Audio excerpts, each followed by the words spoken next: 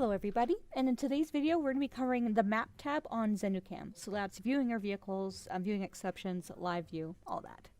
So when you first log in, actually the map tab is the default tab you get, and it gives you a picture of where all your vehicles are, and we have a list of them on the left over here. You can kind of scroll down or search for it by typing in their name.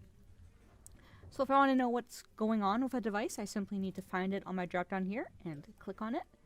And you'll see it zooms into its current location, and it gives me three new tabs: trips, exceptions, and camera.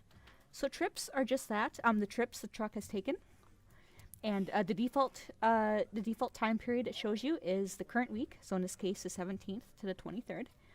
And if I want to change that, I simply need to click on the calendar here and select the date range that I'm looking for. But I'll stick with this week because we have some data to look at. And if I want to see what route they took or what it looks like on the map, I simply need to click on it. And you can see it draws it on the map for breadcrumb trails, so I can really see where they were, where they're going, what route they took. And when I hover my mouse over the breadcrumb trail, it lets me know how fast they were going. So you can see here on Tuesday, January 19th at about 10:30, this vehicle at this location was going about 49 kilometers an hour, or miles per hour, my apologies. So that's our trips tab.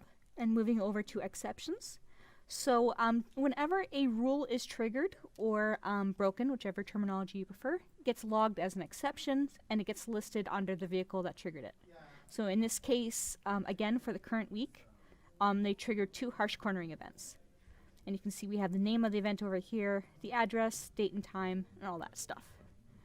And when I hover my mouse over it, you can see the map kind of changes to where it happened, so I can even get a broad picture of what's going on. And you also notice there's a little snapshot over here on the left indicating that video or snapshots were recorded. And if I want to see what was going on, I simply need to click on the desired event and open it up in an incident overview menu where I can go ahead and take a look. So you see here we have snapshots being displayed. So it looks like this customer has decided to, has elected to use snapshots rather than video when this particular event is triggered. So if a video was selected instead, it'd be playing along here instead of just showing us snapshots. So if I want to download these snapshots or video or send them to someone, I can simply click share, select which snapshot I want or video, and then enter the email of, the address that I want to send it to. And then click send, and then you will receive everything. Okay. And down here we have some information. So we have the vehicle that triggered the event, the rule itself, date and time, and location. And we have a previous incident history with the vehicle. So if you notice that this particular vehicle or driver is triggering this event quite often, then maybe you can have a sit down with them, provide some driver coaching, see what's going on. And incident review. So you as their manager can come on here and add a tag to it. So you can say, okay, this event was caused because they were on their phone. They were texting, they were eating and drinking, smoking, whatever. Or you can dismiss it. And what that does is it removes it from this list here. I can still find it when I run a report. It just means it's not on my list. So, if it's, if it's a false positive or the event is so minor that you're not going to worry about it, you can simply dismiss it. And an area to add additional comments should you need to. We have our speed and acceleration graphs. So right where the R is, that's when the event happened. So you can see we have data from about 20 seconds prior and 20 seconds after. And lastly, again, it's going to show us where it happened on the map. Okay. And that's our our exceptions tab. Next is our camera tab. So this is where we're going to go when we want to view live footage.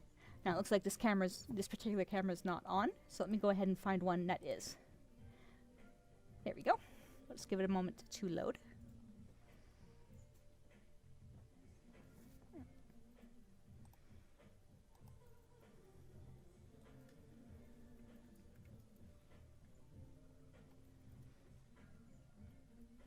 There we go. So sometimes, depending on the location that they are at, it can take a little bit for the video to load, but here we go. And you can see here, we're showing live video here, so we can see exactly where the driver is, what they're doing, and whatnot. Now, let's say you heard about an event that happened maybe an hour or two ago, and you want to see if the camera caught anything. You can do that by clicking on Request Video. Go ahead and give it a name, whatever you'd like to call it. Select the date and time. So, I'll go ahead and select, about 15 minutes ago. And my video length. So you can see we have 20 seconds all the way up to 2 minutes. So I can do whatever video length I think is necessary. And I can send video or send snapshots. Again, I have the option. You'll generally want to use video, but snapshots is there for you should you require it.